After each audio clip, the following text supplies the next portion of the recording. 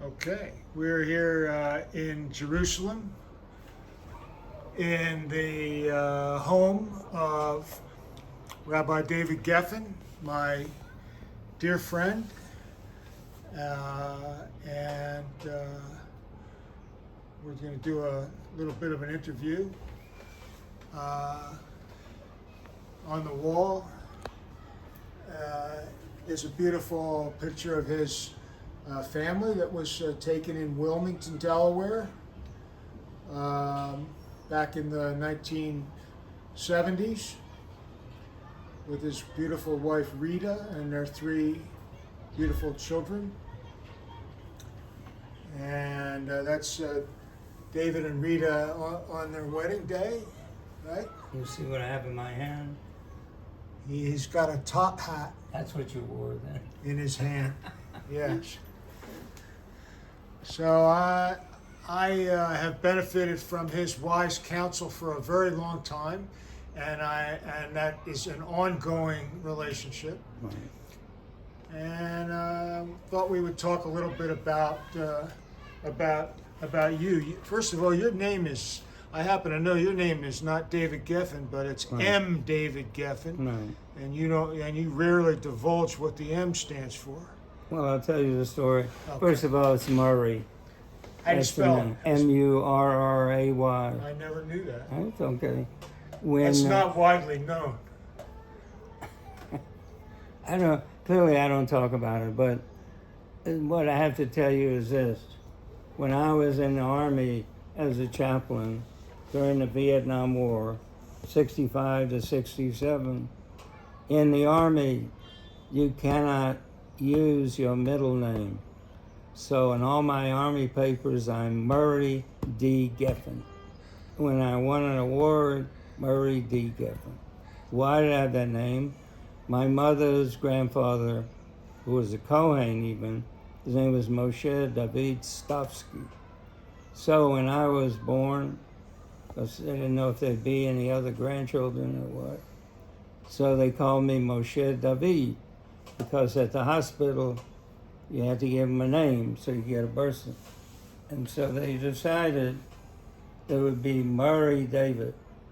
But my mother couldn't stand the name, even though she gave it to me. So always was M. David, M. David. So you grew up in Atlanta, Right? and that's because your grandfather was the rabbi of an Orthodox congregation in Atlanta, and he was considered the chief rabbi of the South. Can you talk about Tobias Geffen? Well, first I just want to mention why we came. My father was in the service for 6 years in World War II. And in the after the atomic, he was in America most of the time. He was a judge advocate. And when the atomic bomb was dropped, within the following month, my father got orders. First they went to the Philippines and then to Japan. And at Yokohama, he conducted lower level Japanese war criminals trials. But before he went into the service, since my father always wanted to do things quickly in that early period of his life, he graduated Columbia Law School in 1928. He came back to Atlanta because most of his family's still there, meaning his siblings. And what happened was, when jobs were offered to him, he said, I don't work on Saturday.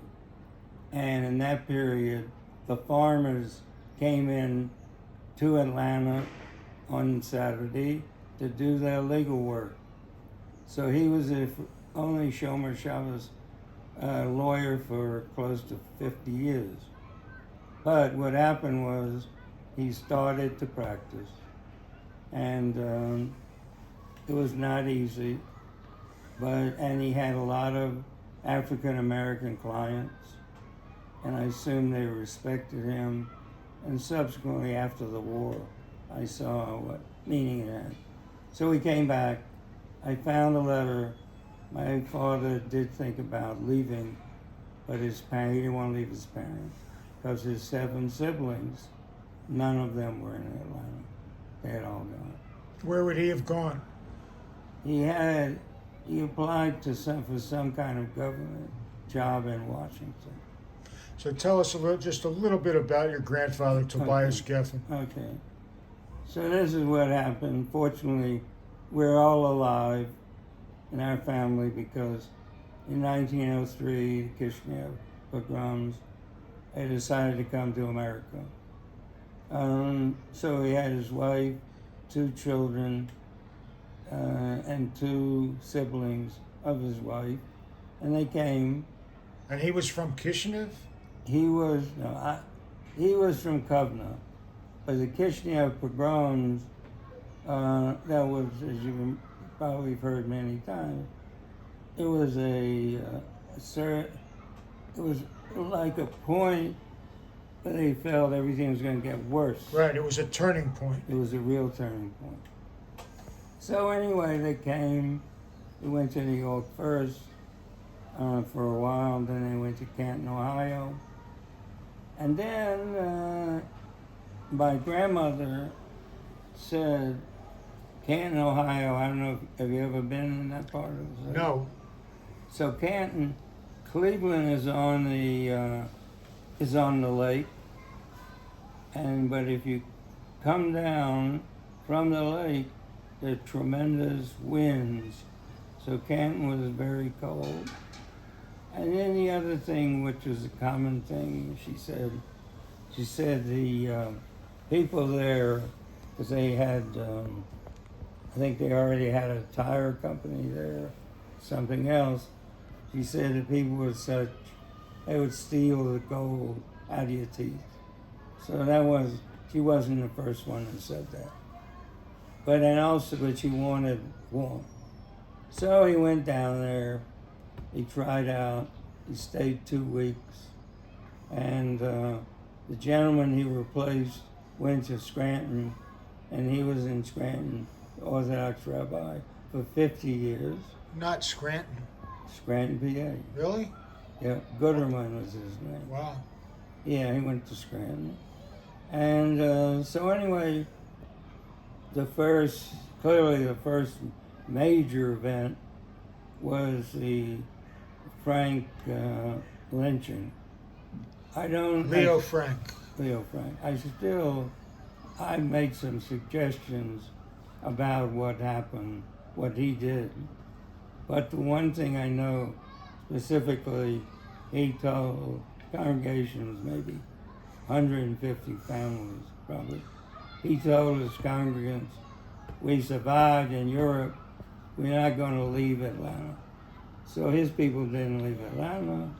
So there was a lot of consideration being given by residents to leave Atlanta in the wake of the lynching of Leo Frank. Right. And he said no. For his congregation, the Reformed congregation, the German Jews, a certain percentage of them left. And of course, ultimately came back. But anyway, that was a challenge. And then, but he kept on working, and they got some more members. And then the next big challenge had to do with his son, Dr. Joel Geffen, Rella's father. What happened was there were 2 people. One was a little older, and the one whose brother became Gershon Haddis, the rabbi in Kansas City, who was taught by my grandfather before he went to the seminary. He had a younger brother. His name was Moses Haddis. Became a famous professor of classics, and my uncle.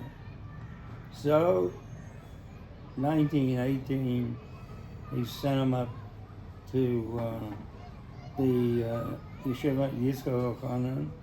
The Yeshiva University really hadn't started yet. And they were there, and most of the people there were Europeans.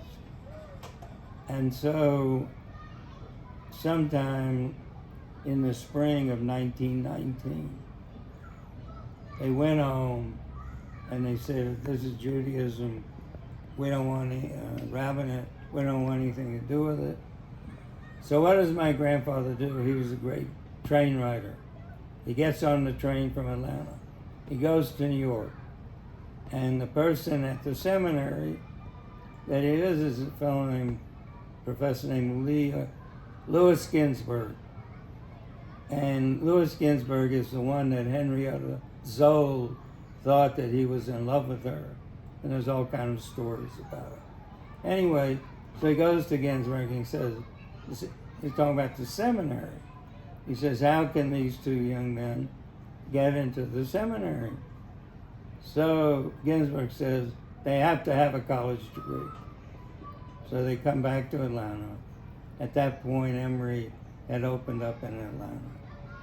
And my grandfather went to meet with Bishop Candler, brother of Asa Candler, who owned the Coca-Cola company, met with him.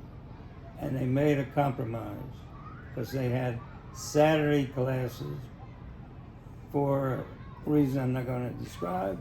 But anyway, from 1919 until 1924, 25, when they changed it, first my uncle and his adders, they walked 4 miles on Saturday morning to school. They didn't have to write or take tests, but they had to be there. My father did it. My Uncle Sam did it. When the fifth child, a girl, was entering Emory, they rented a place for her so she didn't have to walk. So anyway, so that was another challenge. And then as time passed, he would go to different cities to check out the showcase to make sure they weren't using trafe meat, or how they were doing the slaughtering. And then one of the more famous things that happened, which the family may have known, but it was in his autobiography, it was well documented. In 1933, all of a sudden my grandfather gets a letter from a man in the Milledgeville prison, which is a chain gang in the state of Georgia. But a man says, could you send me some matzah and a haggadah? So, of course, nobody knew who this gentleman was, anything. So they began to investigate, and they found the following. This gentleman was from Philadelphia. What occurred was, we're talking about 1933. So the Depression is on, and what people did from the north, they would go down to the south because there were some jobs. So he was hitchhiking from Philadelphia down to somewhere in Florida. When he got to North Carolina, he got a ride. He soon found out that these were bank robbers. And when they went through South Carolina, when they got to Georgia, the state police stopped them. The bank robbers were sent back, and they had this Jew. They didn't know what to do with him. And he did have trial in Savannah, but he lost, whatever, and they sent him to the chain gang. So ultimately what happened with this story is they found out who he was. You remember this famous governor of Georgia, Talmadge? Okay. So the only way that this gentleman could get out was that Talmadge, certain times of the year, would give a pardon. And so the question was how to ensure that that would happen. So first of all, we have the letter that Talmadge wrote to my grandfather. And it said in there, I've been told certain things about this gentleman, I want to know if they're true, etc. And then my grandfather wrote back, he has his answer. And then they had the meeting. So Talmadge had 4 or 5 advisors who would be there for these pardon things. So one of them said, "Death to the Jew." The other one, who my uncle had befriended, said to Talmadge, "He served long enough, let him out." So he left. He didn't use his real name. He visited my grandparents. He went back to Philadelphia, and they never heard from him again. So, tell us briefly how your grandfather was involved in the Coca-Cola story. Right. But we'll keep it fairly brief. No, I am. The first thing I want to say is it's not in his autobiography at all. He doesn't say a word about it. Anyway, what happens is in 1931 or 32, and one of the members of the Agudas Harabanim, with the rabbis from Europe and their organization, wrote to me and said, "Rabbi Geffen, I understand that there may be a problem with Coca-Cola, that it may not be kosher or kosher for Passover." There's a background to that I'm not going to tell you. Anyway, so one of the main attorneys, Coca-Cola, was a gentleman by the name of Harold Hirsch. He was as Reformed as my grandfather was Orthodox, but they had this friendship. So my grandfather says to Hirsch, "I'd like to know about the ingredients, so I make a decision." So Hirsch comes back and says, "Rabbi, everything is secret. They're not going to tell you anything." So my grandfather said to him, "Tell them if they don't make it accessible to me, I'm going to send out a statement that Coca-Cola is neither kosher for Passover." So Hirsch goes back to them, and they trusted my grandfather, so he had access to the formula, and he changed 2 items in Coca-Cola, and then declared that it was kosher and kosher for Passover. How come it's not in his memoirs? My only guess is this. I'll just tell you this one. I was with him almost every day for 9 years before I went to New York in the seminary. He never said a word to me about it. When I got to New York, they started asking, "What do you know about it?" I assumed that he didn't see that as really such a great point in his life. Now we all know what it is. But he was also a humble man. He was very... So your father became an attorney, but he also served in World War II. World War II. Tell us briefly about him. Okay. My father was born on the Lower East Side, November 1st, 1904. I was born on November 1st, 1938. Anyway, what happened, excuse me, what happened was this. They say, one thing I found out is true.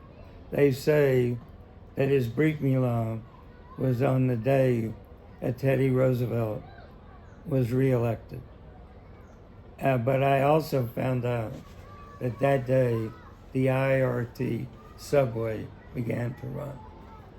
So then he was there. They had one more child in New York, moved to Canton. They had 1 in Canton, and the final 3 were in Atlanta. And your father's name was? Louis Geffen. And his Hebrew name is Aryeh Leib. My grandmother's father, we still don't know much about him. Anyway, so my father, he went to high school. He did very nicely. He was 16 when he graduated. But his brother was at Emory. My grandfather didn't have any more money. So my father, when he graduated high school, for 6 months, he worked in the only Shomer Shabbos pawn shop in Atlanta. After the 6 months, he started college. You want a glass of water? Yeah, you better stop. Let me. Would you Okay. like me to get it? Yeah. Okay. We're not gonna keep talking. We're not stopping. Be careful. Keep talking. Okay. Yeah. So what happened was this: he started Emory in 1921 January, and he graduated in June of 1923. He went through Emory faster than anybody in the history. So then he went to Columbia Law School, and then, as I said, he came back. He couldn't get a job because he was Shomer Shabbat. And then he did start to work, and he met my mother technically through the mail, as I told you. Thank you. You're welcome. Okay.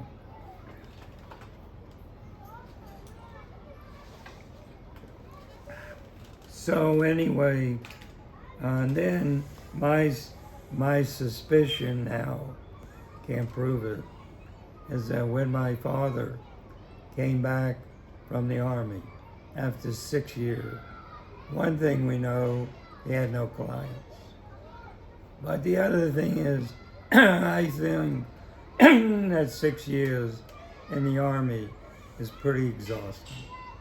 And so he basically did wills and estates, but he never went back to the courtroom.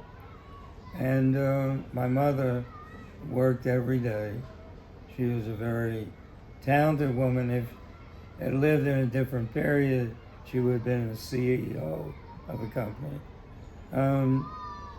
And so they were back. My father was the president of the Jewish War Veterans.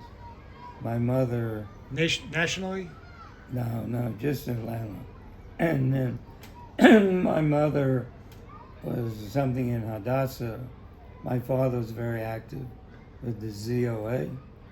But the thing that my father did for the congregation, when they built building in 1928-29, he did all the legal work pro bono. When they bought a new building, 51, he also did that. So what prompted you to follow in your grandfather's footsteps instead of in your father's footsteps, professionally? Okay. Well, what occurred was this. Once I knew how, we had a wonderful junior congregation. A rabbi had been brought in to the congregation from Brooklyn, young Israel, and he knew, and his wife, they knew all the melodies and everything. So we had this wonderful junior congregation. So I knew everything. So when I was in AZA, I conducted the services. AZA? Olive Zedek, Olive Junior B'nai B'rith. And so I conducted the services. When I was in the Boy Scouts, I conducted the service. At the A Pi fraternity, they called me the rabbi. And so it was sort of a natural thing. I would go into the rabbi. I have to tell you that my mother would have preferred if I was a doctor, but it didn't happen. So I did it, and the question is still asked of my grandfather. Why did he permit his son, my Uncle Joel, and me to go to the seminary? Because it was a conservative Exactly. Seminary, and your grandfather was Orthodox. Yeah, right. And what's the answer? The answer is this. He was interested. He would have liked for his 4 sons to have been rabbis. So one actually went to the seminary, one other went to the Jewish Institute of Religion, which is part of Hebrew Union College today. And they actually wanted to excommunicate him from the Orthodox rabbi, from the rabbinical group. But anyway, Maybe what I'll do, see if it's translated.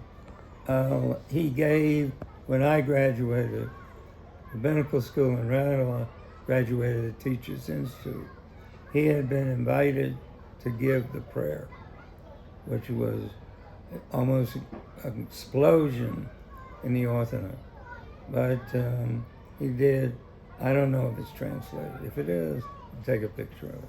All right, so you eventually ended up in Wilmington, Delaware, my hometown, as an assistant Right. to the late Rabbi Jacob Kraft, and you came in sometime in the 70s to help with high holiday services. Well, that was 68, 68. 869. Right, That's when I was there. right, and then. Rabbi Kraft, after his sabbatical in the first 6 months, 1970, he came back and he said, David, I'm recommending to the board that you be the rabbi. So anyway, there were things that went on behind the scenes. I know more about it today. But I became the rabbi. And as it happened in August, Rabbi Kraft had a very serious heart attack. But August of 1970. 70. But fortunately, he survived, and part of it was because his wife, his late wife, Leah, she read him stories of Shalom Aleichem and calmed him. All right, and you have gone on to a significant career, doing a great deal of writing, and one of your writings I happen to know because I have it in my own collection, was a poem that you wrote about my late mother. And I would like you, perhaps you don't remember that, but I would like you to talk a little bit about your relationship with my mother and her effect on your career. Okay, well, this is it. I was only 18 when I learned about the Holocaust. I knew nothing about it. We had run a couple that were refugees that went to our shul. Nobody ever talked about it. My father, and my grandfather, and my mother, and my grandma, they knew everything about it because they lost close to 100 close relatives in the Holocaust. So they knew all about it, but I was never told. So I never asked. So anyway, we get to Wilmington. And it was one of the, pretty sure, Yom HaShoah programs, the Holocaust Day programs, at the Jewish Community Center. And there your mother spoke.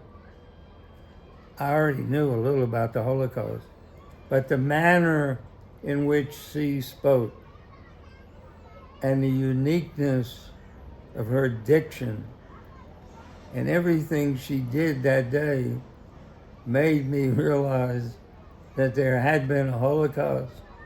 And so I began to study about it, and your mother helped me, and your father helped me. Now, Rita knew about the Holocaust, because in New York, everybody knew about the Holocaust. But in Atlanta, Georgia, only certain people did. So, but also, I knew your mother even before I heard this week, because they came to the Chug Ivri. And the Chug Ivri in Wilmington was one of the unique organizations of that type in the United States. It was a small community. That's the Hebrew-speaking circle. Right, the Hebrew-speaking circle, of which Philip Birnbaum, Rabbi Krinsky, and I guess Rabbi Kraft, they're the ones that helped found it. And it went on for a very, very long time. And I can't say I ever heard your father speak Hebrew, but your mother's Hebrew was very literary and very beautiful.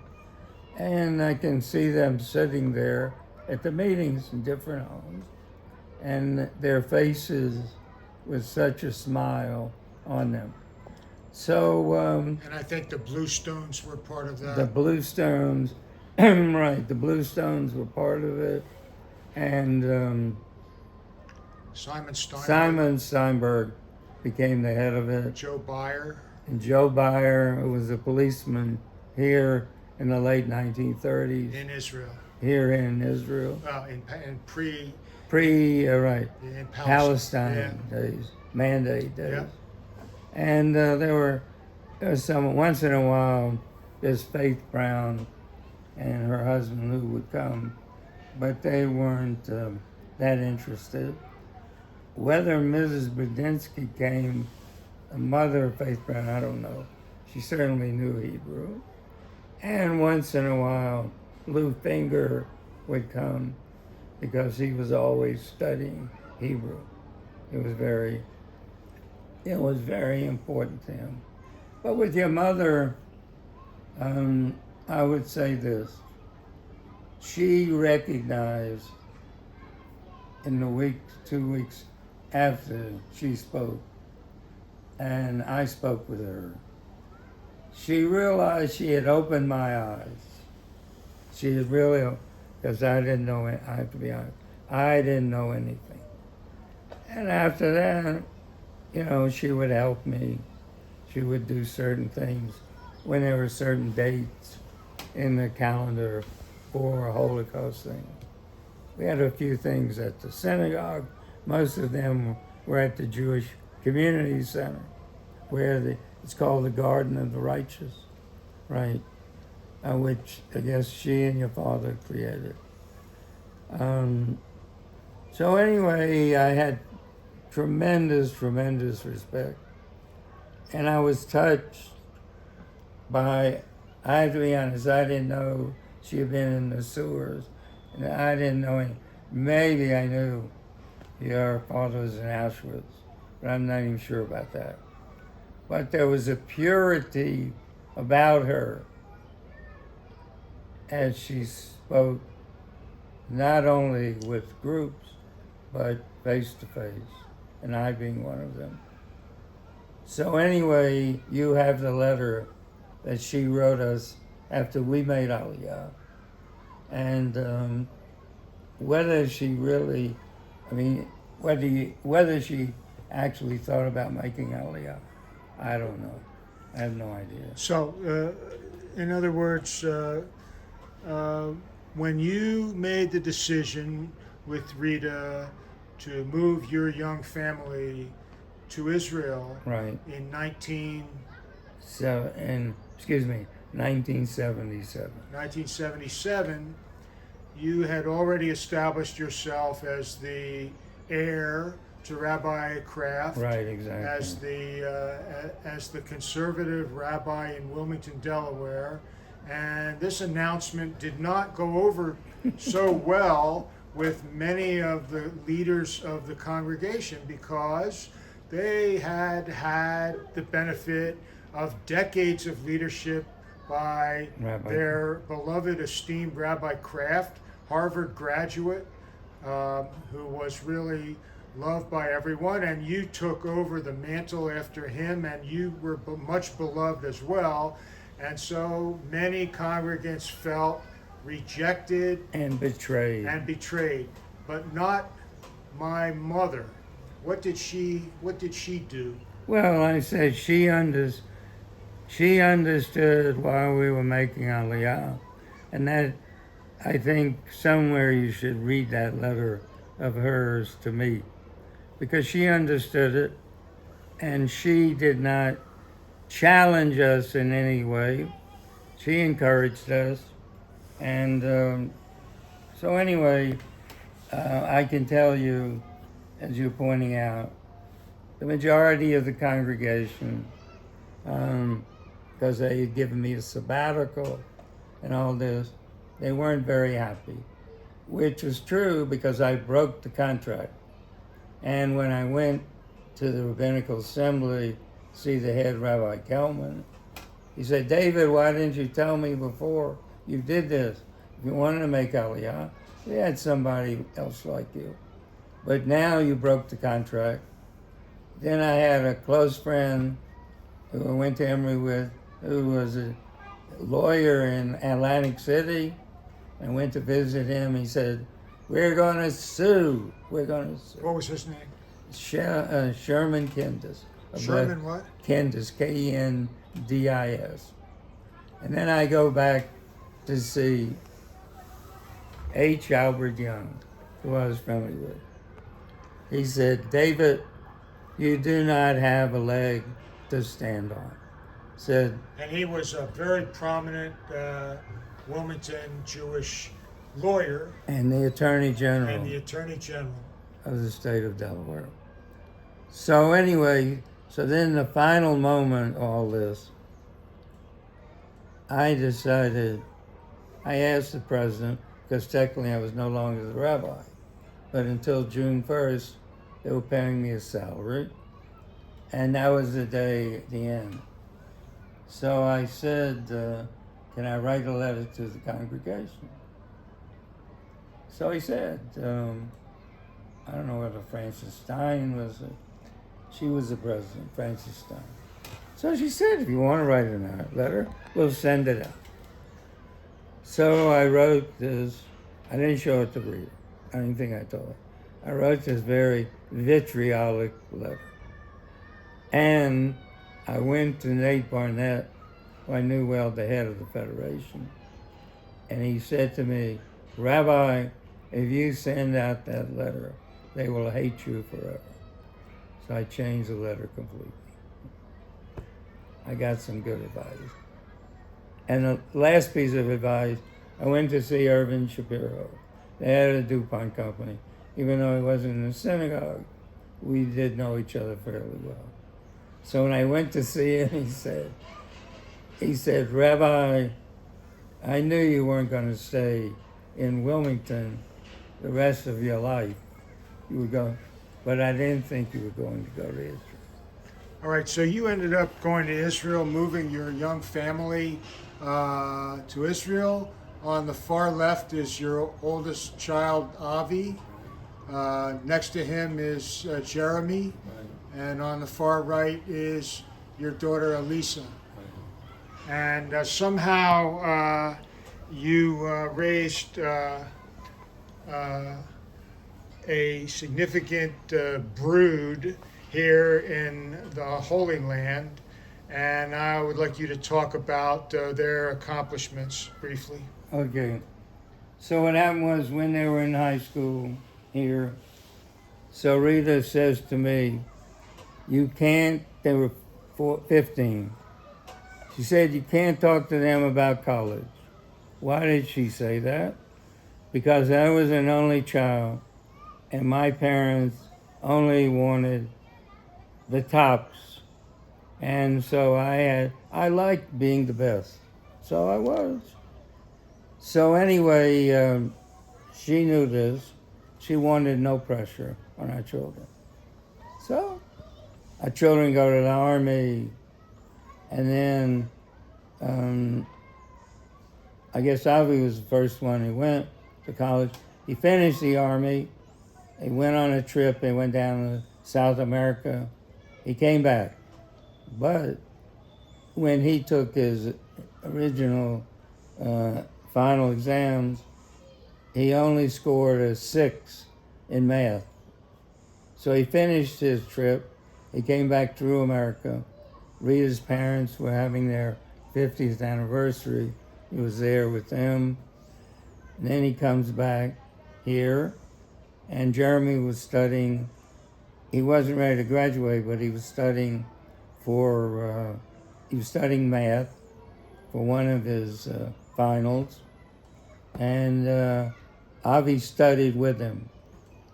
So Rita has one theory, I don't know. But Avi got a 10, and after that, I mean, any academic thing he did. So he did very nicely, became a Wexner, an Israel Wexner fellow, because Wexner's were drawing the money from Harvard, But he had just gotten married, so they had a 1-year honeymoon. Every expense was paid, and the only thing at one point, we bought him a car. So anyway, when he came back, he became the national controller of the water company of Israel.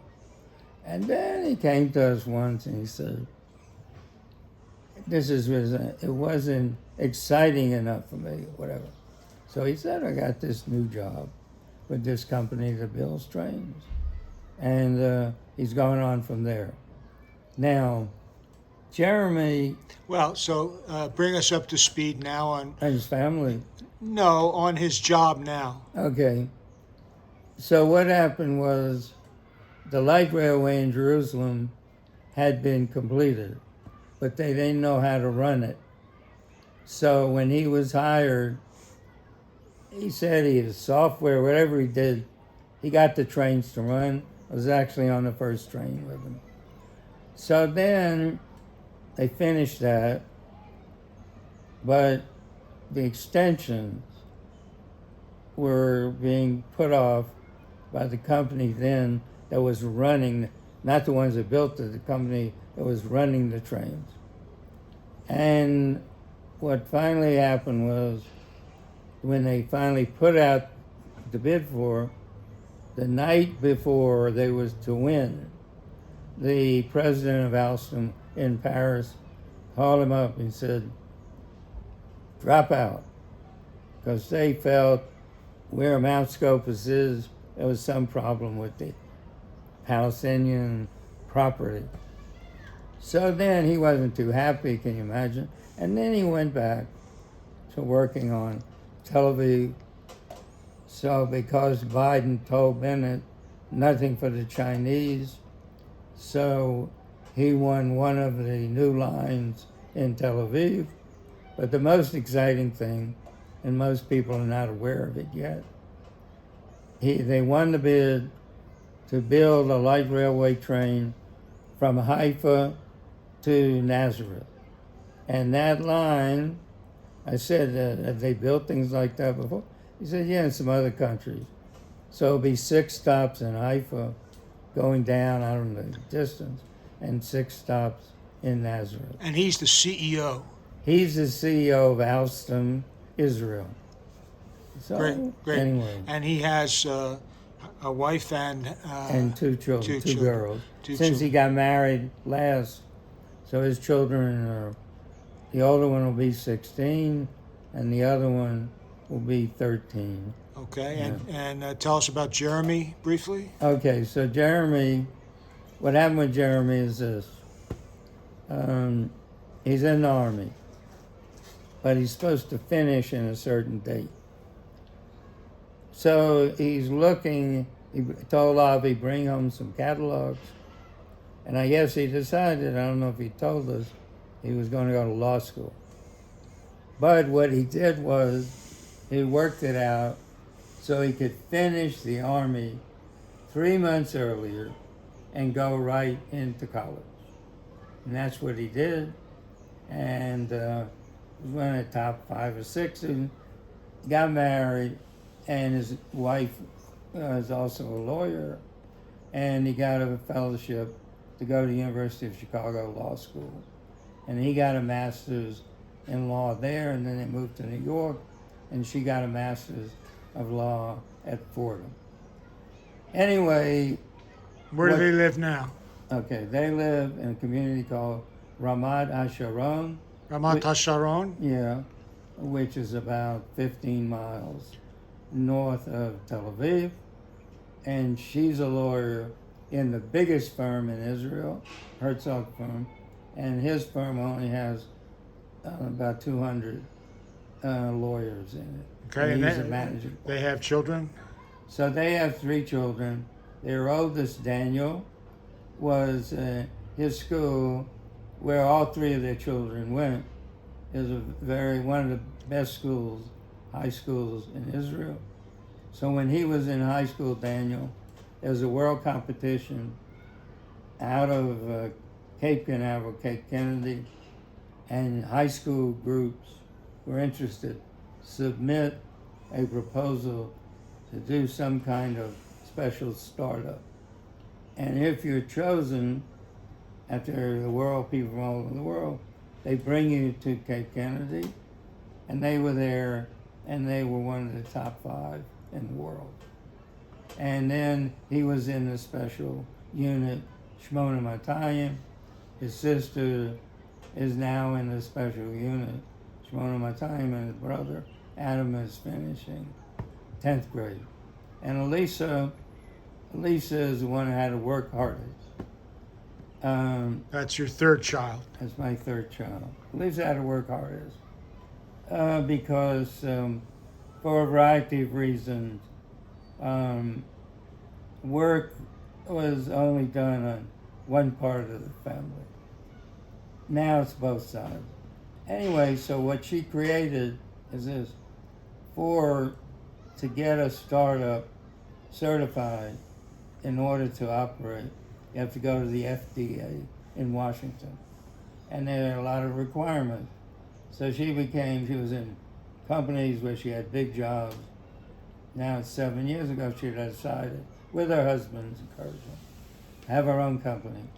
So she's now one of the top companies in whatever this field is called in the country.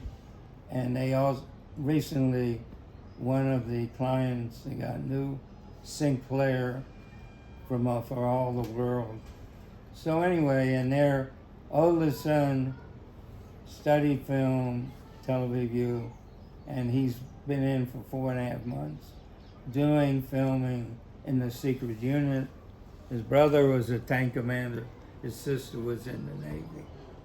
So all of your children and grandchildren are in Israel. Right. The only time they left was to do some study. And that's how many grandchildren? So we have 8 grandchildren. We have 2 grandchildren are married, both Elisa's children, and 1 great granddaughter. That's beautiful. And so I know that you also, at one point, came back to the United States and served as a rabbi in Scranton, Pennsylvania. So you have been a rabbi in the 2 American cities associated with President Joe Biden, Exactly. Scranton and Wilmington. Right. Do So you, just one clip. Well, Yeah. I've had 2 recent shout-outs from Biden in his Rosh Hashanah messages, because he said he recognized the 3 Beth Shalom rabbis, Rabbi Beals, Rabbi Kraft, and me. And so the Rabbinical Assembly, of course, couldn't believe it, and they put it on their website for Rosh Hashanah. Very 2 years nice, ago. very nice. So as it happens, we're in Rabbi Geffen's home in Jerusalem, just one day after the daring rescue of 4 hostages in Gaza, and just to wrap things up and bring it up to the minute, would like you to speak a little bit about your political leanings as a resident of the Jewish state, and the extent of your optimism for the future. Well, for better or for worse, on that Shabbat morning, the siren sounded. So everybody, we have a shelter like in the hall. So we went out.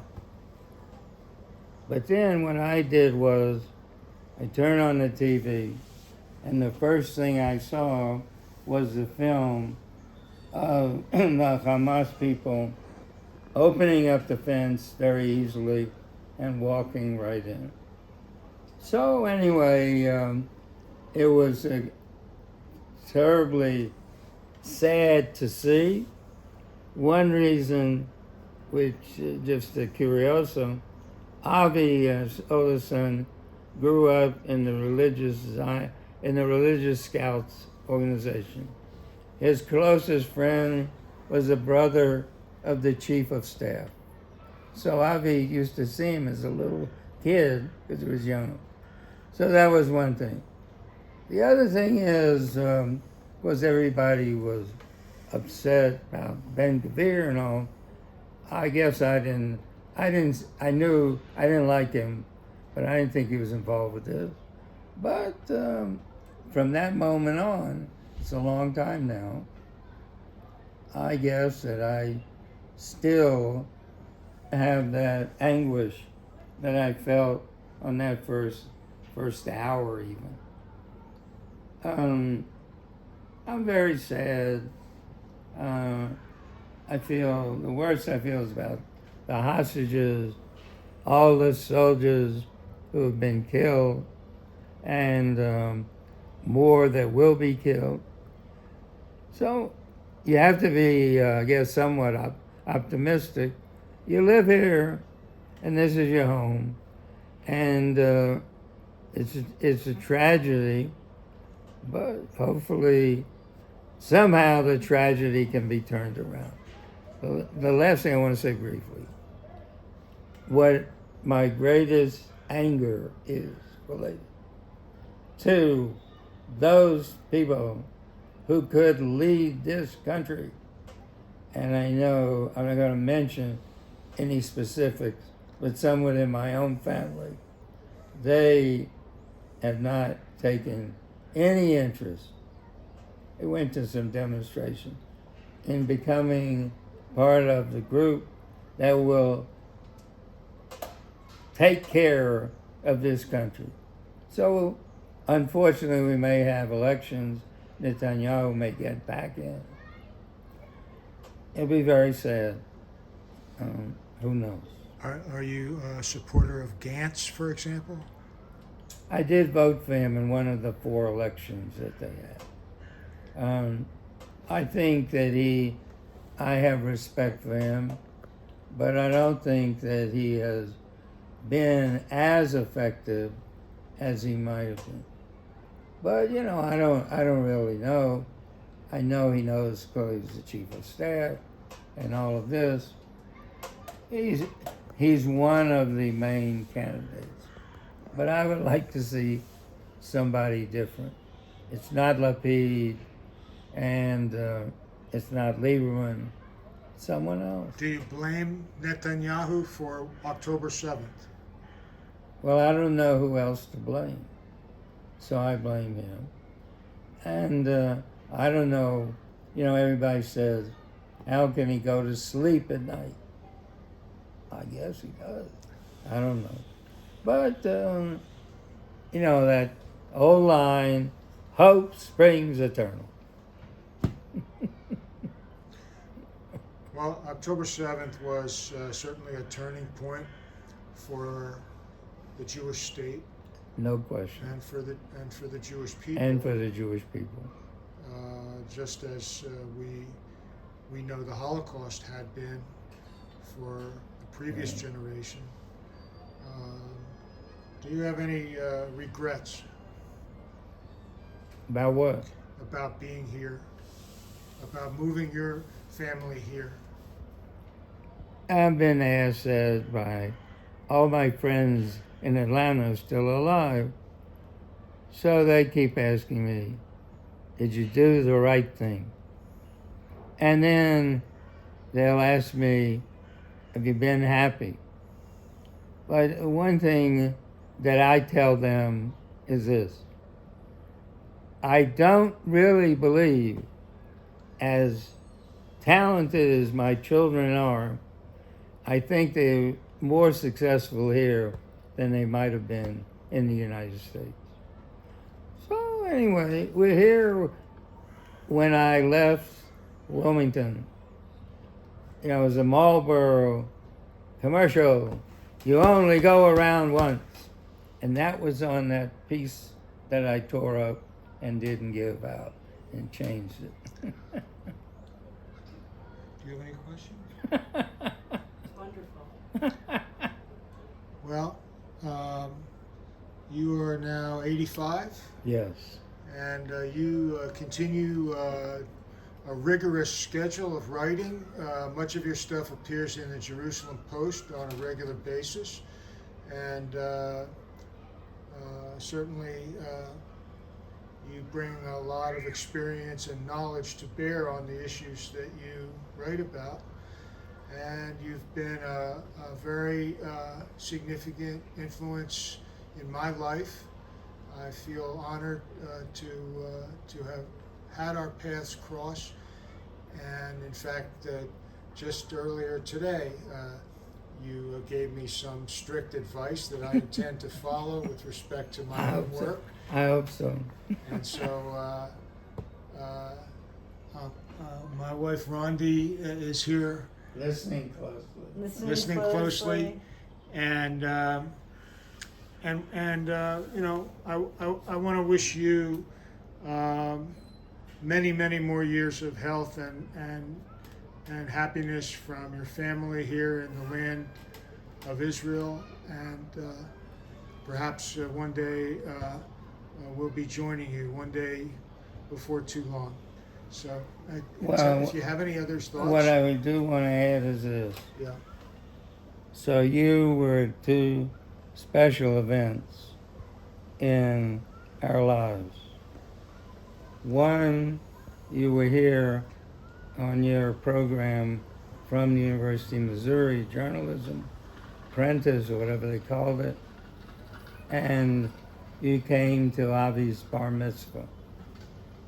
And then when, I think it was when my father died in Atlanta, you were there, you were at the funeral, and I remember on Shabbat, you were staying at the rabbi's house, and I went over there, Avi was there, and I think we had the davening right there in the rabbi's house. So you were there, and as you can see, it means a great deal to me. Yep. Well, on that note, Okay. one more time. Okay. All right. And hopefully the Phillies will win. Hopefully. Thanks very much. You're welcome. Toda rabah.